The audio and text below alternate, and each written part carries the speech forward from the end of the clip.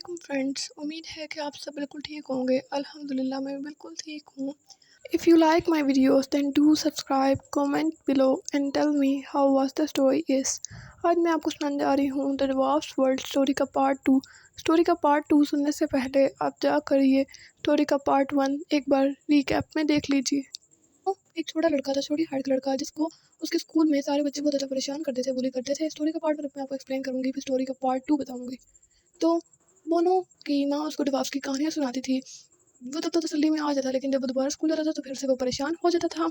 और कुछ ऐसे होता था उसमें कि बोनो पढ़ाई पर भी तवज्जो नहीं देना देता था। वो ड्वार्फ्स वर्ल्ड जाना चाहता था। उसकी पढ़ाई में नाकाबिली की वजह से उसकी टीचर उस पर बहुत ज़्यादा गुस्सा करती थी और वो इस बात से बहुत ज़्यादा परेशान रहता था। और वो अल्लाह पाक से नमाज में दुआएं करता था, कुरान पाक पढ़ता था। और एक दिन वो बहुत ज़्यादा टीचर की डांट से परेशान होकर घर में रोता रोता आया और सो गया। सोते हुए उसने ख्वाब में ड्वार्फ्स वर्ल्ड देखा। अब यहाँ से कहानी का शुरू होता है पार्ट 2। सबसे पहले तो बोनो उनको देखकर बहुत ज़्यादा खुश हो रहता है। जब वो बोनो को देखते हैं तो बोनो को देखकर हैरान हो जाते हैं और उसको कोई टेररिस्ट समझकर उस पर बहुत ज़्यादा काम डाल देते हैं।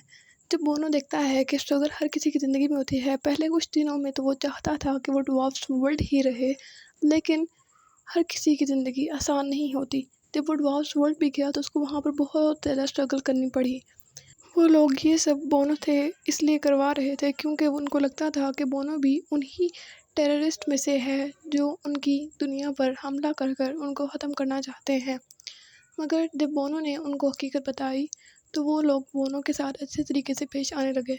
बोनो घर जाने के लिए अब बहुत ज़्यादा रोने लगा और वो चाहता था कि मैं जल्द से जल्द घर जाऊँ। अब उसने ठान ली थी कि वो अपनी पढ़ाई पर भरपूर तवज्जो देगा और आगे बढ़ने की कोशिश करेगा। कि स्ट्रगल और हर्डल्स हर एक की ज़िंदगी में होती है, स्ट्रगल हर किसी को करनी पड़ती है। तो वो उसने ठान लिया कि वो भी स्ट्रगल करेगा और अपनी लाइफ को एक अच्छी तरह से गुजारेगा। अब जब बोनो उठा और उसने अपने आप को अपने बिस्तर पर पाया तो उसने अल्लाह पाक का शुक्र अदा किया और अब वो अपनी पढ़ाई पर भी भरपूर तवज्जो देता था और हर काम में आगे नजर आता था, जिसकी वजह से उसके टीचर्स भी उसको बहुत ज़्यादा पसंद करते थे। और अब बोनो की क्लास में बहुत अच्छे दोस्त बन गए तो बहुत ज़्यादा खुश रहने लगा क्योंकि उसके टीचर्स भी उसकी पढ़ाई में प्रोग्रेस की वजह से उससे बहुत ज़्यादा मुतमईन थे और खुश थे और उसमें बहुत ज़्यादा कॉन्फिडेंस आ गया था, जिसकी वजह से उसके बहुत ज़्यादा दोस्त बने। और जिन लड़कों ने उससे बदतमीज़ी की उन्होंने उससे माफ़ी मांगी और उसे गले लगाया।